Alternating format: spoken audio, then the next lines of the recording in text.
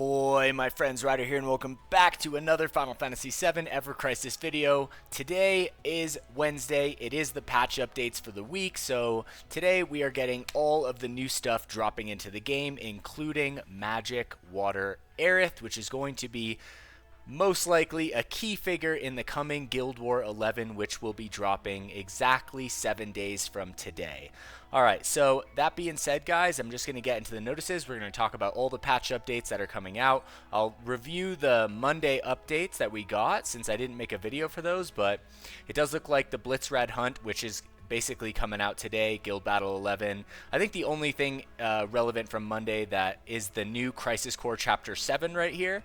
So, pretty psyched on that. I think that there's a chance, I'm not sure if this is going to be the last episode of Crisis Core, maybe the next episode, but they're definitely coming close to the end of the story. So, I think that's going to be pretty cool because, you know, we've had the same kind of stories going on since the game started, right? We've had First Soldier, original Final Fantasy VII, and Crisis Core. I think there's one more if I'm not forgetting. But anyway, we haven't had anything new in the story realm really come to the game. So I think that, you know, we're getting to the time where some of these stories are starting to wrap up, like, you know, like Crisis Core, for example. So I'm pretty excited to see what they will replace it with when that does happen. I think Before Crisis is probably the main way to go, but honestly I think I'd be more psyched on Dirge of Cerberus. I know there's less going on with that one. I know that you don't get the Turk's backstory, which I'm still excited for, but personally, just aesthetically, and I think Dirge of Cerberus would be really cool.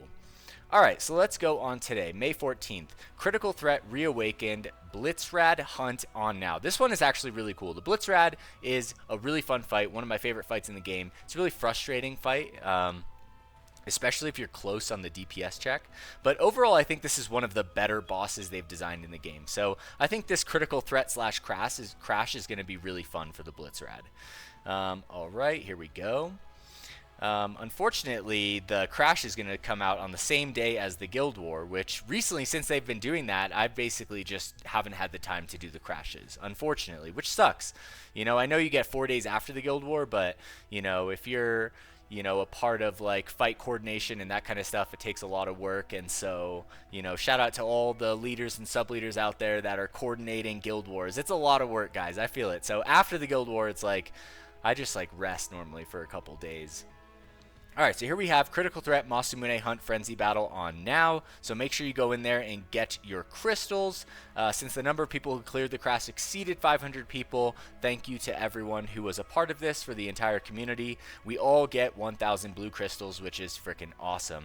Alright, then we have the new chapter release campaign on now. Alright, so I think there's going to be one more Crisis Core chapter, but like I said, guys, I'm really excited to see what kind of story they bring to the game after, you know, Crisis Core wraps up. And maybe this will happen around the, you know, 2-year anniversary, something like that. So it could be really cool to see what they do. Log in during the period to get blue crystal times 1,000 and a total of draw tickets times 180. They need to give us a feature that allows us to use draw tickets times 100. We need to be able to spend 100 at the exact same time. That would be great. I cannot wait for that day to happen. I have so many tickets. It takes so long to try and burn through them. Actually kind of crazy, right? That is, you can have too many tickets. Alright, new chapter release login bonus. Login during the period to get a total of blue crystal times 1,200. Gotcha 5-star gotcha ticket. Zack weapon parts. Looks like Zack tickets right here. So that's looking pretty good. Definitely right there. Okay, then we have the talk of the hour, the Ever Crisis Academy 7 draw. Aerith is on now. We knew Aerith was coming this week. We know she's going to be Magic Water. But I'm really excited. Like, my two most excited characters, at least for this little preemptive on the Ever Crisis Academy, were Tifa and Aerith. Barrett, I feel like, was, you know, it's cool that Barrett gets something. Don't get me wrong. I love Barrett as a character. But, you know, his costume, the setup was, you know, we're in a limited banner kind of season right now, and like I get that like, you know, we have amazing stamps, right? We have amazing stamps. But, and we'll look at this weapon and banner here today, but like every time I look at these banners, I just think there's nothing limited about them. You know, like we get these stamps and it's cool, but then they're limited and I'm looking at them and I'm just like, they're really kind of basic. You know what I mean? Like, there's nothing crazy cool about them. You know, it's cool that we're getting them, but then they're limited at the same time. So it's like kind of like a conflicting kind of thing going on when I think about it. Don't get me wrong, I'm psyched on the stamps. I just wish that since they are limited, I wish that they had just a little bit more flair, I feel like. Alright, so let's take a look at this, alright? So here we have the new weapon, Team Leader's Bamboo Sword, alright? And we've got kind of like a double sword right here, which is like Zidane's in Final Fantasy IX, how we can put the daggers together. Command ability, 4 ATB cost, Water Orb Blast. Inflicts up to 530% magic water damage upon all enemies. Increases damage by 1.4 when caster is in a buffed state. Plus, grants all allies a water damage up when caster's HP is 50% or more. So this is, I believe, the third elemental boosting AoE weapon in the game, right? So we got the fire magic for Matt. We got magic wind for Red 13, and now we have magic water for Aerith. That's actually interesting that we don't have any of these, I believe. Actually, yeah, I guess it's magic water, but this could be used with a physical team as well. So yeah, so now we have 3 elemental AoE boosting weapons in the game, which is cool, don't get me wrong. Alright, so let's go down to the new gear. Here we have the 7th High Team Cetra uniform. Our ability boosts HP, pretty basic. And then we have Team Leader's Mask. Boosts water ability damage, also boosts magic ability damage when attack stance command gauge is at max.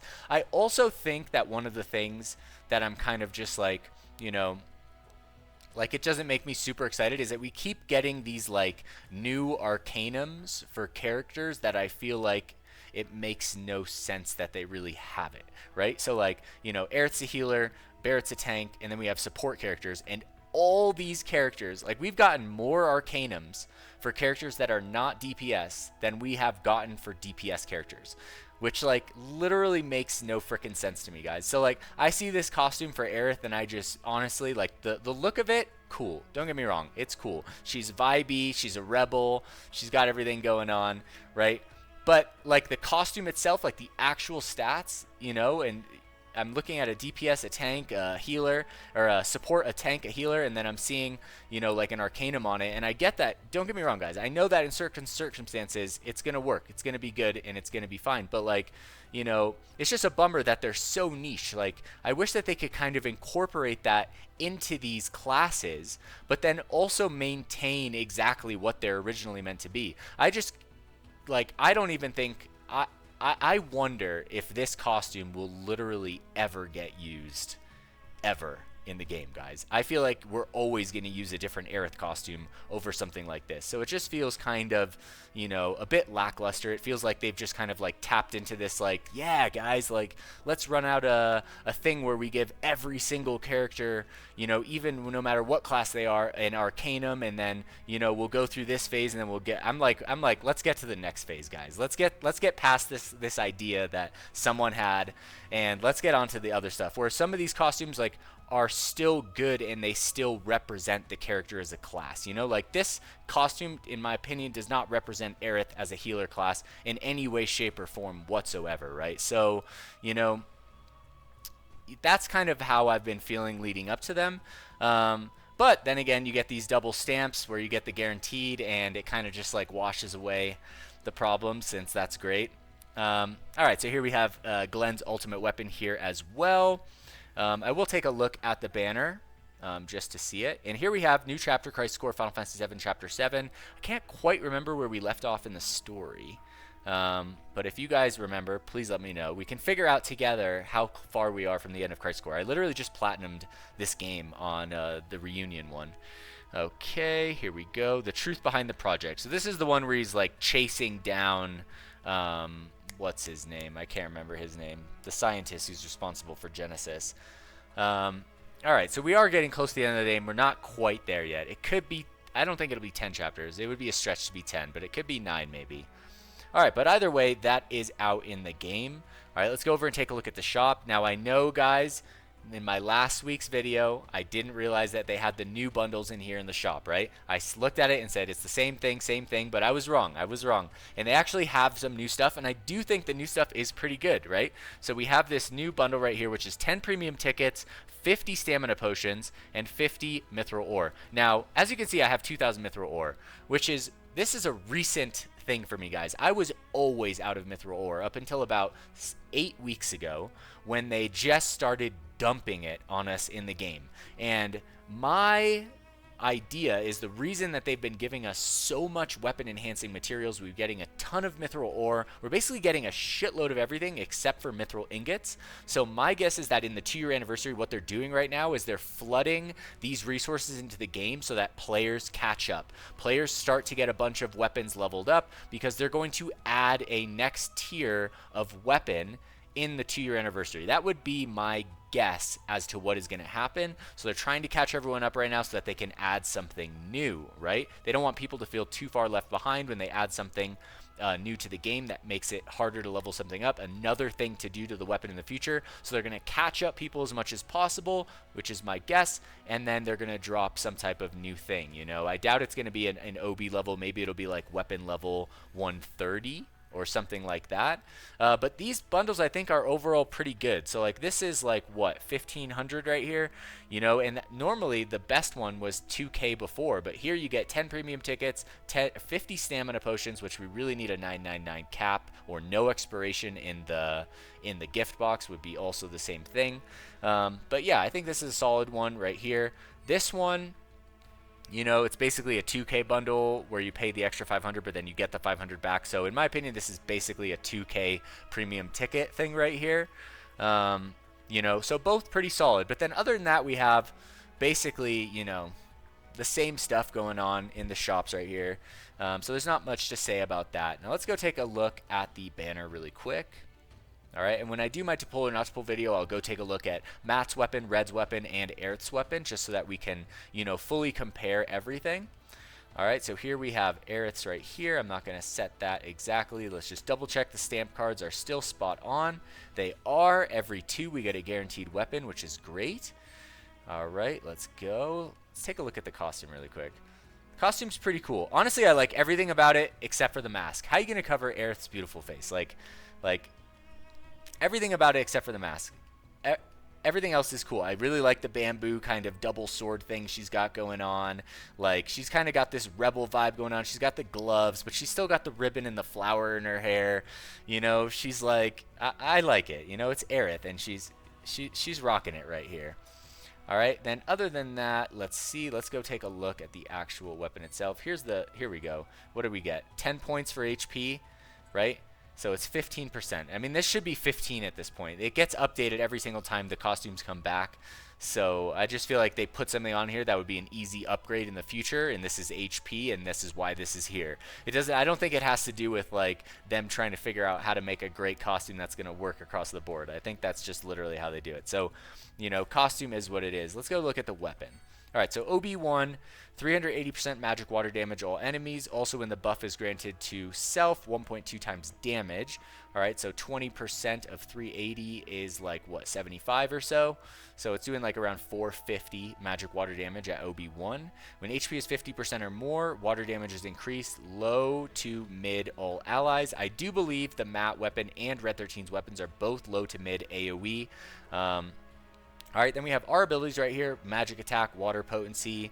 See, this is another thing that I don't really understand. So if we take this to OB10, we get 46 over 39 water potency right here, right? Like, these R abilities, like, they could have made the R abilities supportive of a healer class because it's her weapon, right? You could have, like, you know, buff duration on it. It could have healing. It could have something. I just don't really see the need to be increasing their actual DPS unless you're like very, very, very, very strong in the game and these arcanums are actually helping you in like super high-end content. But I think that for the vast majority of players, these R abilities are not going to be as helpful across the board. Now for the support abilities, we get magic attack boost. We do get a heal boost here. And a circle sigil boost. Hard to say. I don't think this would ever be a main hand weapon for Aerith. I think 90% of the time it'll be offhand, not to say that it wouldn't. Okay, now let's go to OB6.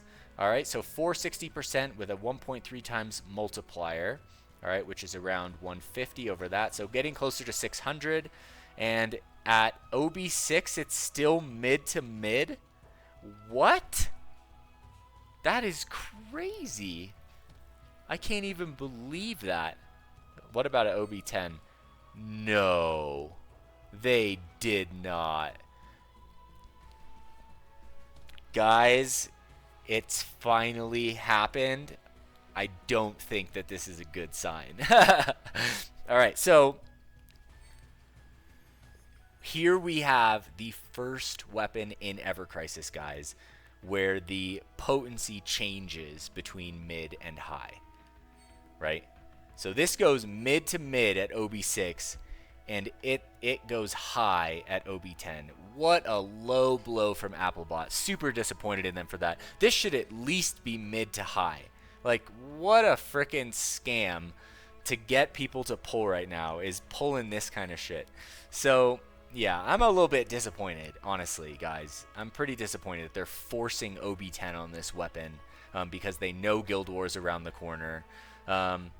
You know, and it's not so much that they're forcing it, it's just so much that it feels like Applebot goes out of their way to be as lazy as possible sometimes, which is a little bit of a bummer, guys. And I know that I may like be a little bit overly critical and critiquing of Applebot sometimes, but that's just how I feel, guys. I'm an artist and I create similar types of things. You know, I'm not in the video game industry yet. I was producing a game at one point in time, but like, I don't know. It just seems strange. Like they've created a groove, a pattern, a flow for the game, which everyone's used to, where mid and high doesn't change, right? Because that would create too much of a gap between players. I really hope that we don't see this in the future.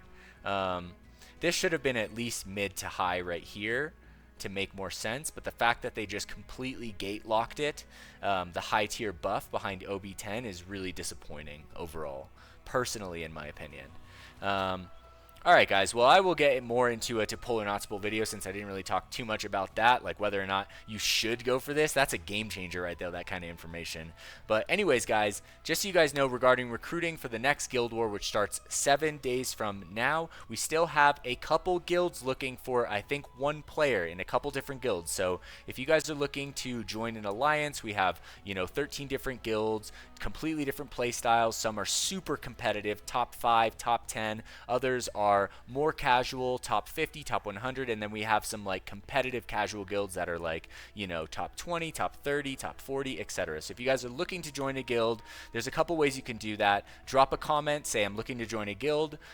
Join our Discord. There's a link in the description of this video. The Discord is called the Curseborn, and you know, join the Discord. Find the players looking for guild channel, and then drop a message in there saying you're looking for a guild, or just shoot me a DM in Discord and say, hey, I'm looking to join a guild, and I will get you guys suited. So that's going to conclude this video. Hope you guys enjoyed it today. If you did, please don't forget to drop a like, subscribe to the channel for more Final Fantasy VII Ever Crisis content. I will catch you guys on the next one. Peace.